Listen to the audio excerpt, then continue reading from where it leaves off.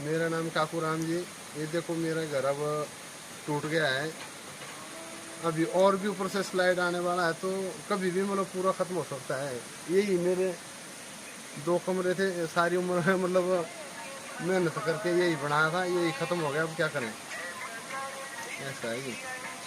अब अभी प्रशासन सरकार से कुछ आर्थिक सहायता दी गई है कि नहीं? कुछ नहीं, कुछ नहीं, टेंट और राशन के सिवा कुछ नहीं। सिर्फ वो राशन दे दिया और टेंट लगवा दिया जंगल में। हाँ जी, हाँ जी। बस यही दिया, बाकी तो कुछ नहीं दिया। हाँ, बिजली पानी बस ये हो गया, बस बाकी कुछ नहीं। बिजली पानी टेंट मिल गई नहीं। तो आवाजाही तो यहीं से है जहाँ खतरा है। वो यहीं से बहुत ज़्यादा है, हद से ज़्यादा खतरा है अभी तक। अब जो भी दूर से आता है, किसी को अब पता नहीं है वहाँ रह रहे हैं, तो जो भी आता है पहले यहीं आता है। हाँ जी। और अभी भी वहाँ से स्लाइड चली हुई है। आज सुबह भी पत्थर जब गिरे बारिश ऊपर होती ना, है तो मतलब खतरा ही होता है सीधे।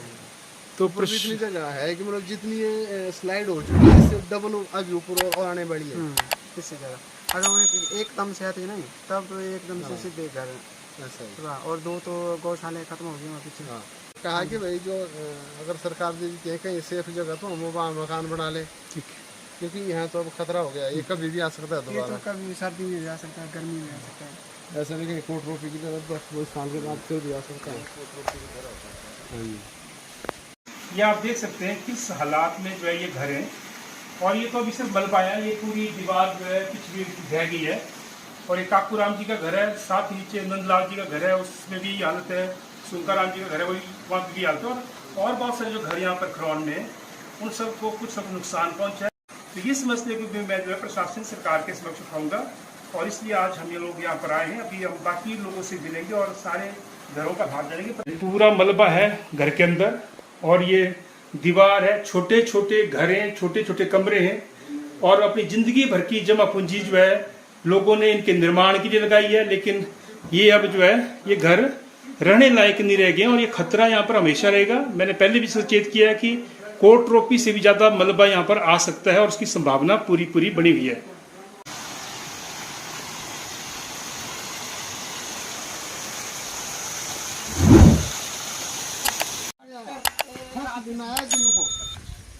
दिन का, और ये जो नुकसान किया ये आज सुबह 4:30 बजे दोबारा आया ना, दूसरी बार। पहली बार तो मतलब खतरा है, मतलब खतरा तो आंगन में भी मलबा आ गया ना, ये 100% खतरा है इसको। मलबा आ गया, लेकिन ये पीछे साइड है मलबा इधर से। अब ये तो नाले का एक तरह से मलबा रहना है, पहाड़ आएगा तो फिर पार बेटे चिकन होना ना, ये ऊपर से होगी ना पूरे से नीचे से दिखेगी। दो थी ना ये गौशाला नहीं। गौशाला थी, एक तो होगी जीरो, एक की बची है ये दीवार थोड़ी, एक की बची बस, ये भी दीवार बची है बस 2 साइड की, बाकी तो खत्म हो गया अंदर से। इन्हें पत्थर भी रोकथाम की थी। इतना खतरनाक बदल है ना, ना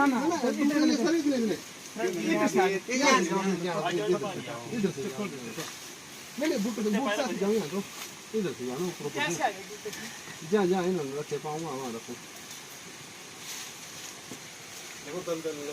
नहीं गए रखो काला गियर पे। अच्छा आ जाइए, चलो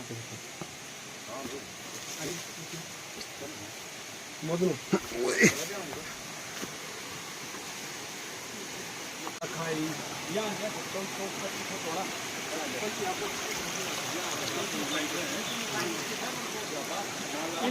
इनकी बाइक मेरा नाम सर, ये मेरे मतलब यहाँ स्लाइडिंग होने की वजह से सर, ये देखो मेरे भाई की मतलब गौशाला थी पहले वाली स्टार्टेड, और उसके साथ ही में मेरी लगातार दूसरी थी, मतलब ये दोनों इस मलबे से ढह गई, ये सारी खत्म हो गई सर। बाकी यहाँ इतनी खाई है कि मतलब यहाँ जहाँ हम खड़े हुए हैं यहाँ पर कम से कम तो 25-30 फुट की गहराई थी। अभी पूरा मैदान बन गया है। तब आई दीवार खाड़ी, तब जाके हम जाके देखो तब दीवार नहीं निकली जाएंगे, पर मतलब खींची काटना पड़ी फिर थोड़ा था, बल्कि बहन जाए बूटे पीछे बच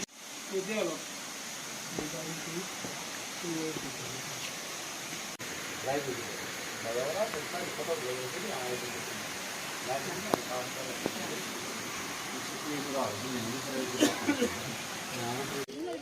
है, आप देख सकते हैं जो पूरा गांव खतरे में है और कुछ घर तो डैमेज हो गए हैं, घर खाली करने पड़े हैं।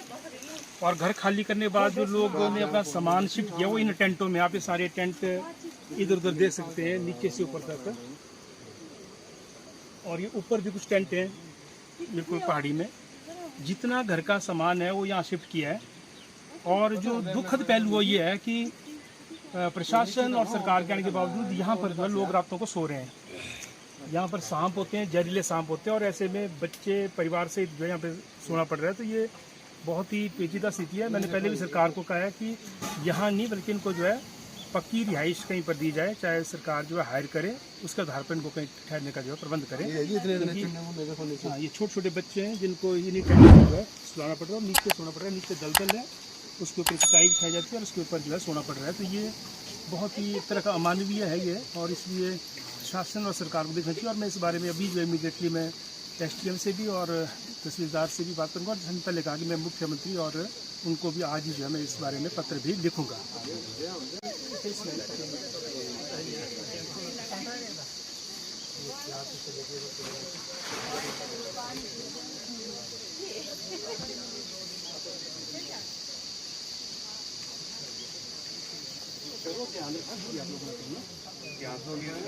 जो हमारा ये जो पंचायत कस का एक वार्ड आता है, वार्ड है अपना बटोलो, और एक गांव है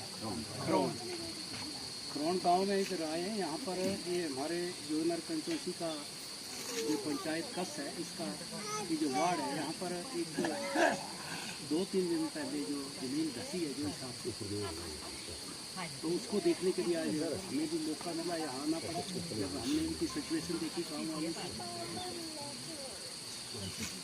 कुछ मुझे लगता है कि प्रशासन ने अभी कोई ऐसे ठोस कदम नहीं उठाए। मैं धन्यवाद करता हूँ यहाँ पर हमारे जिला परिषद मेरे भाई विशाल भारद्वाज जी यहाँ पर है, उनका भी वार्ड है। यहाँ भारद्वाज जी जो है यहाँ की जिला परिषद है, उनको भी यहाँ पर ये भी देखने हैं, उनका भी मैं धन्यवाद करता हूँ। और मैं मेरे भाई पठानिया जी भी यहाँ पर है, प्रधान है, और पूरे गाँव है। स्थिति जो इनकी इतनी मुझे लग रहा है कि काफ़ी खराब है। और अभी मैंने SDM साहब से भी बात की। और ये सारे गांव के लोग यहाँ पर अभी उपस्थित हैं। हम तो काफ़ी पहले यहाँ पर आ गए थे सुबह, और उसके बाद हमने हर घर का और जो भी यहाँ पे नुकसान हो उसका जायज़ा लिया है। और अभी आप लोग देख सकते हैं कि किस अमानवीय परिस्थिति में जो है यहाँ पर लोगों को ठहराया गया है। ये बहुत ही निंदनीय है एक तरह से प्रशासन के लिए, सरकार के लिए। मैं तो सीधे तौर पे बिना लाग लपेट के आती ये बात कही कि जहाँ पर ये टेंट लगाए गए हैं, ये टेंट रहने लायक नहीं है। नीचे दलदली मिट्टी है, और दलदली मिट्टी के साथ साथ यहाँ पर जहरीले सांप हैं। यहाँ पे पूरा का पूरा परिवार अपने छोटे छोटे बच्चों के साथ उस दलदली मिट्टी में सोने को मजबूर हो रहा है, रात भर नींद नहीं आती है। तो पहला सवाल तो ये है कि जो सारे के सारे परिवार हैं, चाहे ये उधर जो है काकूराम जी का घर है, सुंकाराम जी का घर है, कृष्ण जी का है, मदन जी का है, नीचे नंदलाल जी का है, बाकी और भी लाल सिंह जी, और भी जितने भी 8-10 परिवारों को यहाँ पे जो है शिफ्ट करना पड़ रहा है। मेरा सरकार से निवेदन है, और जैसा हमारे विधायक साहब भी बोल रहे हैं कि सरकार से निवेदन है और प्रशासन से निवेदन है कि प्रशासन को काम करना भी इमीडिएटली कि इनको यहाँ से शिफ्ट किया जाए सारे के सारे परिवारों को। अगर यहाँ पर आवाजाही रहेगी, अगर टेंट यहाँ पर रहेंगे तो निश्चित तौर पर आवाजाही उसी रास्ते से रहेगी जहाँ पर खतरा लगातार बना हुआ है। तो इसलिए हमारी मांग ये है कि इनको यहाँ से शिफ्ट किया जाए, जहाँ से इनके बच्चे आसानी से स्कूल जा सके और जहाँ से अपने पशुओं की और साथ में खेतीबाड़ी की देखभाल भी कर सकें। तो पहला काम करने का ये है। दूसरा जो हमने मुद्दा पहले भी उठाया और अभी मैं फिर उसको दोहरा दूँ, दूसरी बात ये है कि इमीडिएटली जो प्रशासन है उसको यहाँ पे टीम भेजनी चाहिए, जो नुकसान है उसका पूरा आकलन करना चाहिए। और नुकसान का सिर्फ इस आधार पर आकलन नहीं करना है कि ये मलबा घुस गया, क्योंकि मुझे मालूम है जब तक कोई घर कोई गौशाला डैमेज नहीं होती है उसका मुआवजा मिलता नहीं मैनुअल के अनुसार। तो इसलिए यहाँ पर रहने लायक रह नहीं गया है। ये सिर्फ इस साल की बात नहीं है, ये हमेशा के लिए मकान रहने लायक नहीं रह गए। टोटल डैमेज घोषित करके और उसका मार्केट वैल्यू के आधार पर इन मकानों का, इन गौशाला का जो नुकसान हुआ है उसका मुआवजा मिलना चाहिए। नंबर 3 बात जो हम यहाँ पर उठाना चाहते हुए है अभी मुख्यमंत्री जी कुल्लू मनाली गए थे, उन्होंने एक घोषणा की थी कि जिन लोगों का नुकसान हुआ उनको 1-1 लाख रुपया इमीडिएटली राहत के तौर पर सरकार देगी। अगर वहाँ वो हो सकता है तो खरवान गांव में क्यों नहीं हो सकता? तो इसलिए अगर प्रशासन यहाँ पर आया है, ये टेंट तो लोगों ने खुद लगा दिए थे यहाँ पे, शिफ्ट करके अपना सामान यहाँ पे आपने टेंट दे दिए, ऊपर से क्या कहते हैं तरपाल दे दिए, और क्या किया आपने यहाँ पे आकर के। तो इसलिए सरकार से ये मांग है कि यहाँ से इनको शिफ्ट किया जाए और इमीडिएटली राहत के तौर पर, आर्थिक राहत के तौर पर कम से कम 1-1 लाख रुपया हर परिवार को दिया जाए, ताकि ये जो है कुछ वैकल्पिक व्यवस्था कर सके। हालांकि वैकल्पिक व्यवस्था करने की जिम्मेदारी सरकार की है, और हमारी ये भी मांग है कि उसका जो वैकल्पिक रिहाइश करनी है, अगर वो कोई प्राइवेट मकान भी हायर करना पड़े, उसका जो किराया है वो जो है प्रशासन वहन करे। तो ये इस वक्त जरूरत है। और मैं भी कहना चाहूँगा, ये पॉलिटिकल दायरे से ऊपर उठ करके इन बातों के बारे में हमेशा हम सोचते हैं, आज भी सोच रहे हैं, और अच्छी बात है हमारे विधायक साहब जब यहाँ पर आए हैं। और उसके साथ साथ मैंने पहले भी कहा कि जिला परिषद के नाते जो भी मेरे निधि से कुछ बन पाएगा, हालांकि उसका एक लंबा प्रोसीजर है, वो सबको मालूम है, तो पैसा भी पंचायत को जाता है, पंचायत इसको खर्च करती है, और वो भी हमारा इस साल का सेल पड़ चुका, तो अगला पढ़ना है, तो बड़ा लंबा प्रोसीजर है। अभी जो इमीडिएटली काम करना है वो है प्रशासन का और सरकार का काम। बाकी जो कहीं से पंचायत ने करना है, किसी MLA निधि से, MP निधि से, जिला परिषद निधि से होना, वो लंबा प्रोसेस है। इमीडिएटली राहत की जिम्मेदारी सरकार की, उनको करना चाहिए। और उसके साथ साथ हमें भी कहना चाहेंगे कि आप लोग डरे नहीं, हालांकि डरने की जरूरत तो है, क्योंकि जिस हालात में आप यहाँ पे रह रहे हैं, लेकिन हम लोग आपके साथ हैं। और कोई भी हमारे किसी भी तरह की सेवा की जरूरत है, किसी भी तरह की हेल्प की जरूरत है, आप बोले, क्योंकि आप परिवार के सदस्य हैं, हम सबको बाई नेम परिचित हैं, कई बार हमारे यहाँ पे आने जाने, और हमें बड़ा दुख है आज की किस हालात में जो आज आप सब लोगों को यहाँ पे रहना पड़ रहा है। तो मैं ज़्यादा बातें न कहते हुए यही कहते हुए कि हम सब लोग जो आपके साथ हैं, और जो भी बन पाएगा हम जो है आपके लिए जरूर करेंगे। और सरकार की जिम्मेदारी ज़्यादा है, प्रशासन की जिम्मेदारी ज़्यादा है, इसलिए उनको ज़्यादा एक्टिव होकर के जो है इस वक्त काम करना चाहिए।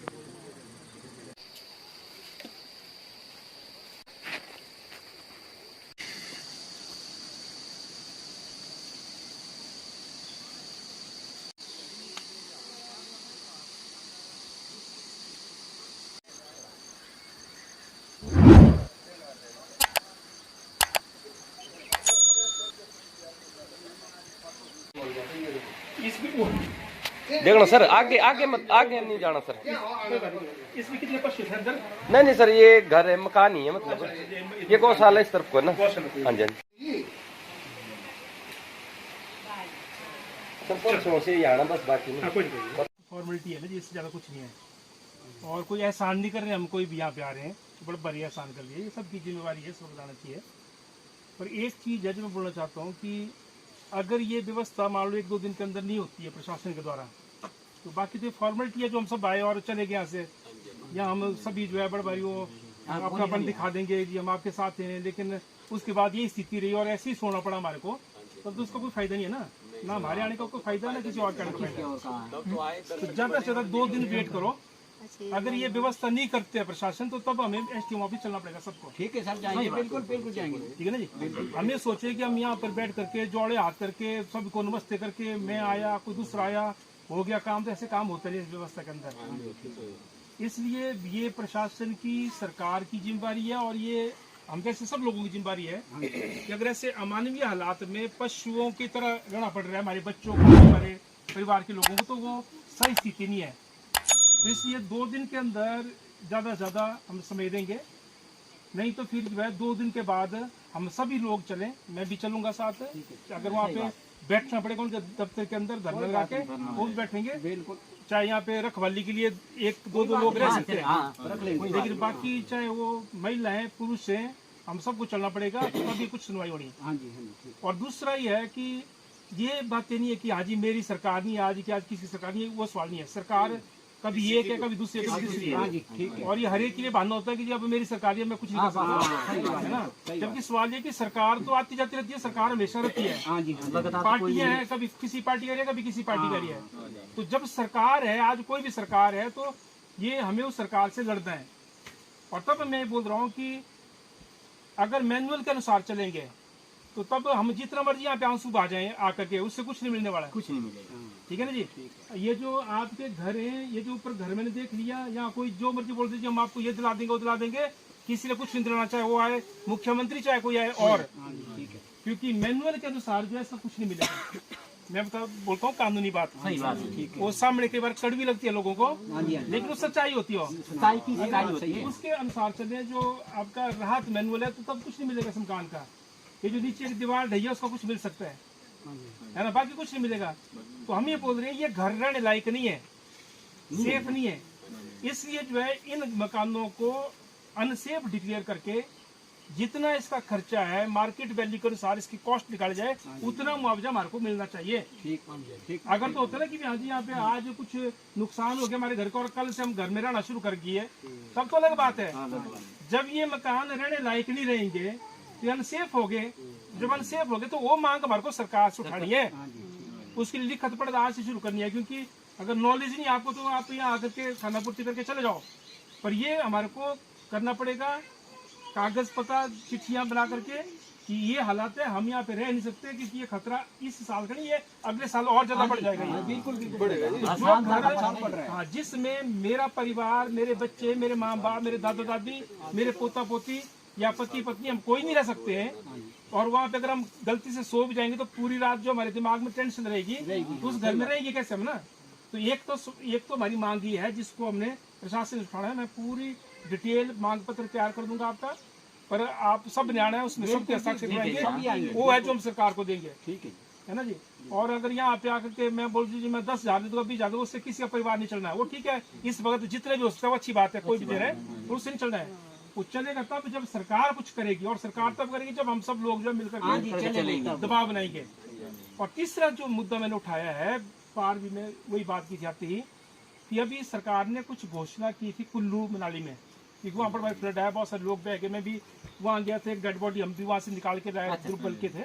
मैं भी वहाँ पे, नहीं तो डेड बॉडी नहीं मिली थी बेचारे की, क्योंकि वो पहचाना नहीं जा रहा था, उसकी दीदी, उसकी बहन वगैरह को सबको लेके गया था वहाँ पे।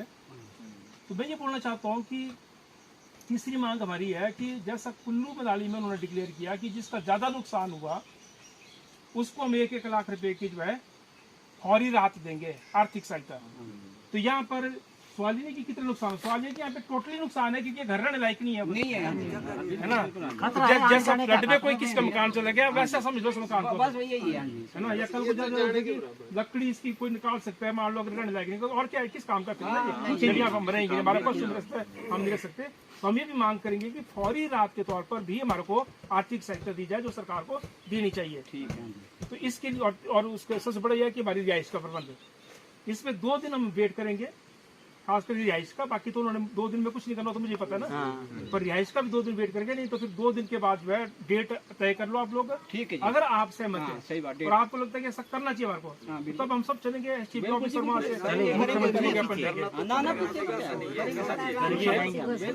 इसके अलावा अगर किसी ने कोई सुझाव देना आप बोल सकते हैं, या मान लो आपको मेरी बात से सहमति है तब भी आप बोल सकते हैं। नहीं, बिल्कुल बहुत अच्छी बात है। पर मैंने जिंदगी में एक बात सीखी है, मैं कोई लारा लप्पा का बिल लगाता, और इसलिए मैं हमेशा मुंह के सामने बात करता हूँ। और अभी भी आपने देख लिया जो भी बात करी थी सबके सामने की हमने, बिल्कुल सही है। और इसलिए उसमें कोई लाग लपेट नहीं, कोई छुपाने की बात नहीं है। और उस आधार पर मैं बोलता हूँ कि कोई भी यहाँ पर आएगा, कोई भी कुछ करके नहीं जाएगा, क्योंकि ये जो सरकार के तौर तरीके हैं वो अलग तरह के होते हैं, या आंसू बहाने वाला काम अलग तरह का होता है, वो तो अलग है ना, सिंपैथी व्यक्त करने वाला काम अलग तरह का होता है। कोई भी आएगा वो सबको, आपको सब लगेगा कि सब दयालु आ गया, साल भारत दयालु आ गया, कोई और दयालु आ गया, लेकिन उससे कुछ नहीं होने वाला नहीं होगा। तभी जब हम एकता बना करके कहीं उनको जो है दबाव में लाएंगे, ठीक है। और ये हम उनको बोलेंगे कि आओ आप विजिट करो, कैसे रह रहे हैं, कैसे हमारे बच्चे सो रहे हैं। अगर पूरी रात सांप का खतरा, और हो सकता है ना, हो सकता है नहीं है किसी को, फिर क्या होगा ना। इसलिए ये जो है ये हमारा मुद्दा है, और इसलिए मैं ज्यादा बातें नहीं कहते हुए, और दुख हमारे को भी है क्योंकि हम तो सबसे मिलना जुलना है रोजाना का है, इसलिए सबको बाई नेम भी जानते हैं, पहचानते हैं, ना केवल आपको, आपके जो घर की महिला है उनको भी, बच्चों को भी। तो ये आप तय कर लो डेट, कौन सी डेट को हमने चलना है। छुट्टी नहीं होनी चाहिए 2 दिन के बाद, और उस डेट को हम चलेंगे। जितने ज्यादा लोग आप आ सके आए उस तरह। और बीच में भी होगा कि दबाव भी आएगा कि नहीं जी ये तो ही लग रहे बोलते हैं, उससे नहीं डरना, आपने अपने हक के लिए हमारे को लड़ना पड़ेगा। सही बात है। बिना मैंने पिछली बार में आपको बताऊं, बिना बोले तो कोई नहीं कहना। पिछली बार फ्लड आया था, जगह जगह भूस्खलन हुआ था, उस वक्त भी ऐसा हुआ, लोग वोट मांगने जा रहे थे, हम तब भी एक एक घर पहुंचे हैं, शायद आपको ये मालूम होगा। पूरी कॉन्स्टिट्यूंसी के अंदर हमने वो परवाह नहीं की कि अभी इलेक्शन सिर पर है।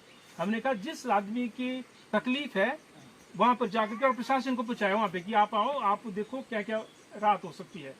तो ये त्रिपाल तो मतलब 200-500 रुपए का त्रिपाल देकर के क्या होगा हमारा ना, कुछ नहीं होगा। फिर हम बोले कि हमने कर दिया इंतजाम, दिए क्या इंतजाम है, लाइट लगा दी, कौन सा खर्चा कर रहे हैं इसका, वहां से लाइट खींची, यहाँ पे तारें जोड़ी और लग गई लाइट है, पानी का कनेक्शन दे दिया, इसमें क्या है। सवाल तो यह है कि सेफ हमारे को करना है। अगर मुझे यही सब राशन पानी ढोने पड़ रहे और ऊपर से स्लाइड दे देता तो इस स्टैंड का फायदा क्या है? क्या कुछ फायदा नहीं है। फायदा तब है जब मेरे को सेफ जगह पे भेजेंगे हाँ जी, कि मेरे को आखिर ये जो ऊपर से खतरा भूस्खलन नहीं है। आएगा उससे मेरे और मेरे परिवार को कभी कोई खतरा नहीं होगा। हाँ तब तब है ना, बिल्कुल बिल्कुल बिल्कुल सही बात है। बड़ा भारी खतरा है, भाई नहीं सकते, जा ही नहीं सकते जब 5 मिनट, बड़ा खतरा हो गया। ये तब वो है सुपर सामने सीधा होएगा।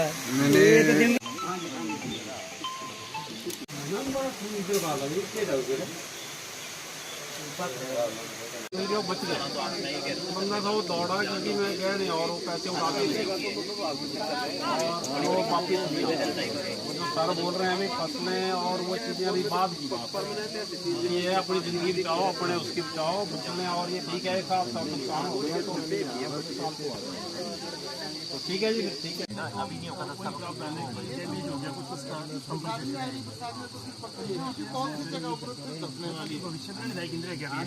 हमेशा की खतरा है। तो क्या डैमेज घोषित करके क्या वो कंपनसेशन का प्रावधान है कि नहीं? क्योंकि यहाँ दोबारा रहा नहीं जा सकता। नहीं सर, नहीं इसी साल में नहीं, अगले कई सालों में खतरा है। तो केस टू केस देखना पड़ेगा। जैसे आपकी अल्टरनेट लैंड है कहीं कोई दीवार टूटे महीने मतलब चेंज करना ही पड़ेगा। मतलब वो ऐसी समस्या होगी जिसका सोल्यूशन आपने भी सोचना है और हम भी साथ में उसमें कुछ मकान ऐसे ये भी बड़े पुराने भी है ना मकान आपको शाम तक खतरा है और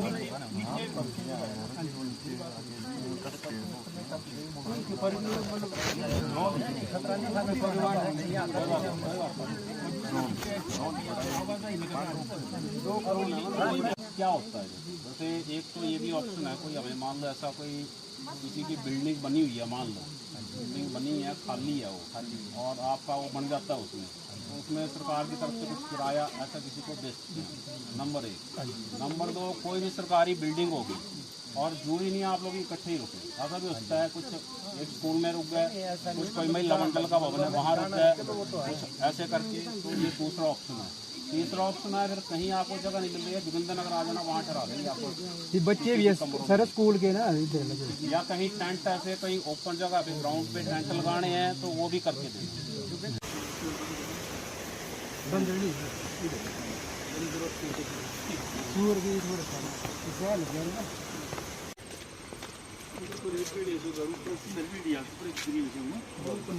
हाँ